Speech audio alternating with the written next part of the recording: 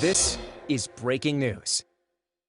Right now, Governor Hochul is announcing actions to combat hate crimes in New York. Saturday night, Colorado Springs, hours before the Transgender Day of Remembrance. I'm sure that's not a coincidence. An armed individual with, again, a heart overflowing with hatred and a gun in his hand took the lives of 5 people and injured 25 others at Club Q, the only LGBTQ gathering place and nightclub in this particular city. These 2 incidences are painful reminders that there is a rising tide of hate in our country. And you don't have to go back that far in history. We're not saying you have to go back to the 50s or 60s to talk about what hate looks like. Go back to Charleston in 2015. Go back to Tree of Life in 2018, El Paso in 2019, and my hometown of Buffalo just 6 months ago, where a white supremacist destroyed the lives of 10 of my neighbors. But almost as insidious, many communities in New York, particularly here in New York City, are experiencing the day-to-day instances of harassment and abuse, all because of their diversity.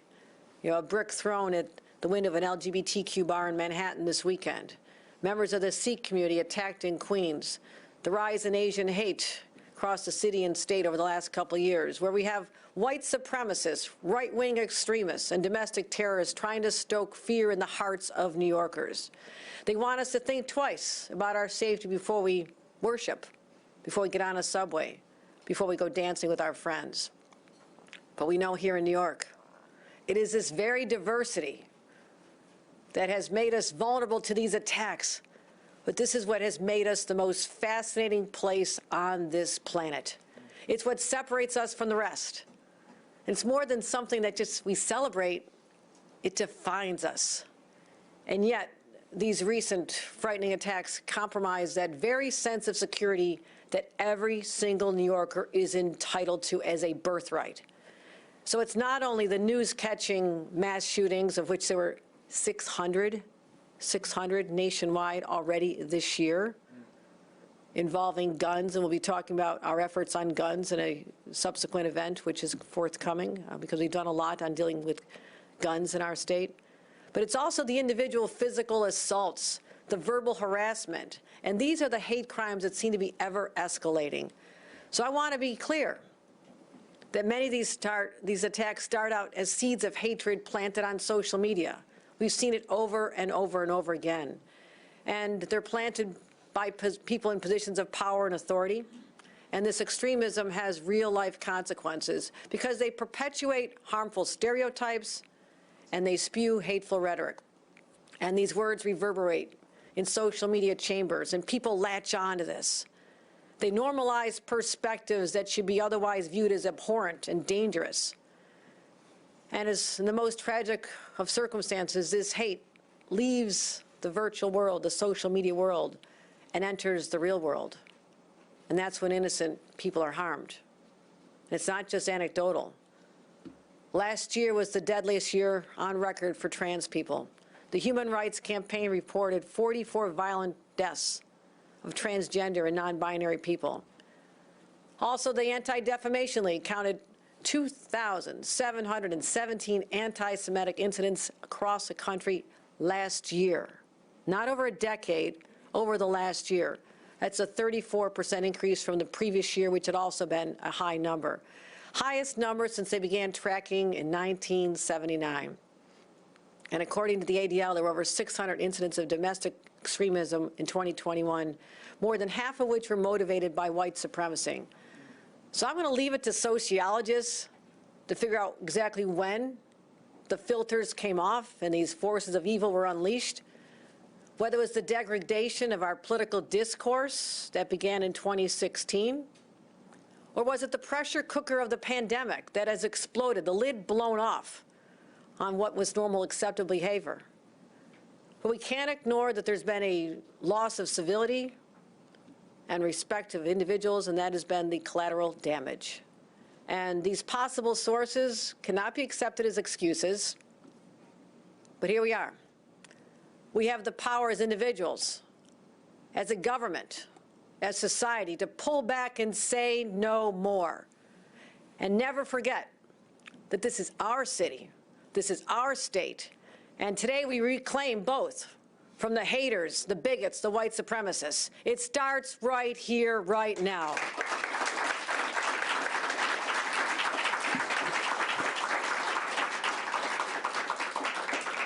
Because New York belongs to the good, not those filled with hate in their hearts. We may not be able to stop them from themselves, but we can stop them from harming others. And that is our imperative. We must protect that diversity and protect individuals against acts of hate and bigotry. Because no Asian woman of any age coming home from work should ever worry about where she stands on a subway platform. No young Jewish boy should ever have to look over his shoulder as he's walking to a yeshiva.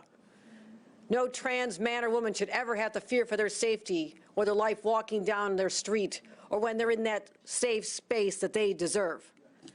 And no black New Yorker should ever fear going into a grocery store because of the color of their skin and becoming a target. No Latino man or woman should ever fear stepping foot inside a Walmart or a school, as happened in Texas. So here's the question for all of us. What kind of New York do you want to be? How do we want to be known going forth this day forward? Today we're here to talk about what we're doing in state government to protect New Yorkers and go after individuals who want to do us harm. But in my opinion, this is also a call to New Yorkers. This is a call to all New Yorkers. Stand up and look out for each other. Stand up and look out for each other. You're seeing things, you're hearing things, you know things. Protect people even if they're in trouble, if they're a stranger, because here's the bottom line. This is somebody's mother. This is somebody's father. This is somebody that could be a member of your family, and wouldn't you want them to step up like the brave individual did at that nightclub, standing up and putting his life on the line? I'm not saying New Yorkers need to do that, but having that veteran step up and show us what raw, pure courage is all about is exhilarating in the knowledge that there are people out there like that who, in the circumstances they could never foresee in their wildest dream, stand up and do what's right. All of us have that capability in our hearts and in our souls. And I'm calling on all of us to draw upon that, to let people know there's more of us than there are of them, far more of us than there are of them. And this is our defining moment, New Yorkers, how we deal with the next day going forward. So this is emotional for all of us, for all the groups that represent the individuals in this room. And I thank all the representatives here from every community, communities that have been under attack for far too long. The Jewish community, the LGBTQ community, black and brown, the Asian AAPI communities. None of you deserve this. No one deserves this. We all have a God-given right to walk the streets, go where we want to worship, be safe in our homes, our subways, and in our clubs. That is a God-given right as a New Yorker. And we're here to protect that. So here we're putting words into action. This hatred, this violence will not be tolerated, not now, not ever. 6 months ago, after the mass shooting in Buffalo, I issued an executive order dedicating an established unit, a domestic terrorism unit within our intelligence center focused on social media. And again, I talked about this, but this to make sure we have the best in the nation law enforcement surveillance monitoring websites and chat rooms. This is what law enforcement's doing. But ordinary New Yorkers are out there seeing the same thing. I want them to be part of our team. I want others to come with that early warning system when they see this or they hear someone in their school saying something. This is what red flag laws are also all about. We've talked about this for months. We beefed them up. We made sure that people who hear something can take action. I'd much rather be in the business of preventing crimes and preventing acts of hatred than trying to solve them afterward and dealing with people harmed or lives lost. I want to be in the prevention business. We've seen the results of this work, as I mentioned, what happened at Penn Station. Again, my gratitude goes out to our law enforcement, the vigilant people who work hard for us every day. Commend the state police, the MTA. But I'm here to say one thing. Domestic violent extremism is the greatest threat to our homeland security. I don't know if it's been said that bluntly before, so I'm going to say it again. Domestic violent extremism is the greatest threat to Homeland Security because it eats away at who we are. It normalizes behavior that's unacceptable. And this is when we say no, no more. So terrorism, local terrorism, and these are acts of terrorism, acts of hate crimes on our streets, prevention is our highest priority. Last month, we announced $9 million in Homeland Security grants for bomb squads, tactical teams, infrastructure protection, local government cybersecurity, and more, and we're going to continue. We directed $10 million in state grants to support county governments. Again, I came out of local government. I know the limitations on local government. I can talk about how great the state is doing, but the localities don't have the training, the experience, the resources, and we're counting on them as being partners with all of us, so we're going to be helping them even more, helping local governments develop domestic terrorism prevention plans. Again, domestic terrorism is not always the mass casualty occurrence. It's not that. What we're witnessing every day is an insidious form of domestic terrorism when people are being assaulted or physically abused or verbally abused because of their identity. That's what I'm talking about here. We also launched the first state-based domestic terrorism prevention unit in our Homeland Security Division because we're going to continue responding to these events. I directed all counties, I mentioned the counties. All counties now have to submit a domestic terrorism prevention plan to our Department of Homeland Security's by next month. And we're not just leaving them on their own, we're helping them. We're helping them understand what this is all about. Last Sunday, I asked Superintendent Steve Nigrelli to ramp up our surveillance for communities that are potential targets of crimes. And our counterintelligence unit is conducting outreach to LGBTQ communities in particular all across New York, as well as synagogues, other Jewish community spaces. And the work doesn't stop there. So today, I'm pleased to announce I'm signing 2 pieces of legislation. I thank our leadership in the Assembly, Carl Heastie. I thank Majority Leader Andre Stewart-Cousins and their conferences for the work that they've done. And you'll be hearing from Senator Anna Kaplan, but 2 pieces of legislation that build on our hate crime prevention and education efforts. The first bill requires individuals convicted of hate crimes to undergo mandatory training in hate crime prevention. That was sponsored by Senator Toby Stavisky and Assembly Member Rebecca Seawright. And what this was before, it was optional. Optional. The operative word now is mandatory. Yes. No discretion. This training will occur. The second bill establishes a statewide campaign around inclusion, tolerance, and understanding of diversity. Senator Kaplan will be speaking about this, Member Assembly Chuck Levine. And both bills promote educational awareness, which is key, I do believe we talk about this, whether it's the Holocaust education, we want to make sure that people understand that diversity is something uniquely special. It has to be protected. And we all have a responsibility to make sure that those who may be influenced by these forces out there have the knowledge and the understanding through the educational means to understand that this is a path they should not go on. This is what we're trying to do, capture the hearts and minds before people are radicalized on social media and go down a different path. This is how we can work together to keep our communities safe from hate and violence. And again, I want to thank our partners from the legislature for their work on this effort, and we have much more work to do in the next session. I'm also pleased to announce that we'll be convening regional listening sessions led by senior members of my administration. We want to hear from all the communities. We don't pretend to have all the answers. We don't. All the organizations represented here today and others across the state have issues that we need to address specific to their communities. So this will be the first ever Unity Summit, first started in New York City. We'll bring together community, government stakeholders from around the state to affirm our stand against hate, violent extremism, and discrimination. We'll have everybody, government officials, advocates, community leaders, religious leaders, to help share practices, because I want this to be a national model. Why not New York? Why shouldn't we be the place that teaches the rest of the nation how you can do things differently? How you don't have to be passive. You don't have to be victims. This is how we're standing up and taking control of our destiny.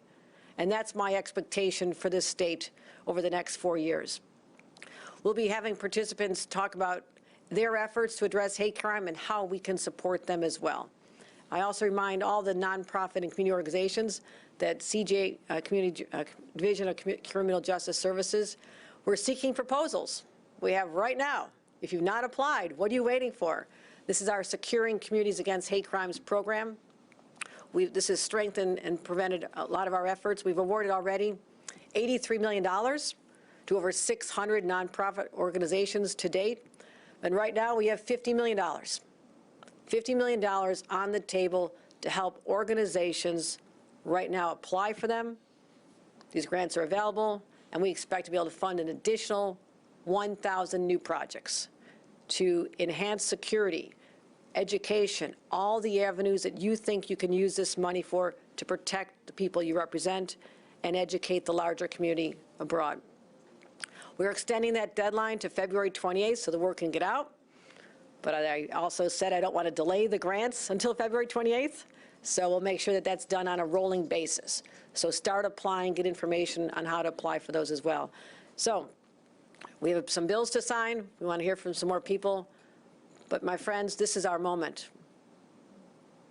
We'll be defined by how we respond in this moment for generations to come, because this can be used and looked back upon through history as the turning point when this form of hatred and bigotry was rejected by the larger masses as a whole, where all New Yorkers stood up and said, we are the same family. We think a lot about family this week. It's Thanksgiving week. Thanksgiving week. Clearly, I'm not anywhere cooking. That's probably a good thing. But this is what unites us, not just events like a Thanksgiving week where we talk about celebrating family, remembering those who are not with us, especially those we lost during COVID. You think about where we were 1 year ago, doing COVID briefings, when there was tremendous fear. Omicron hadn't even been named as a variant yet, and we didn't even know what we were in for this time last year.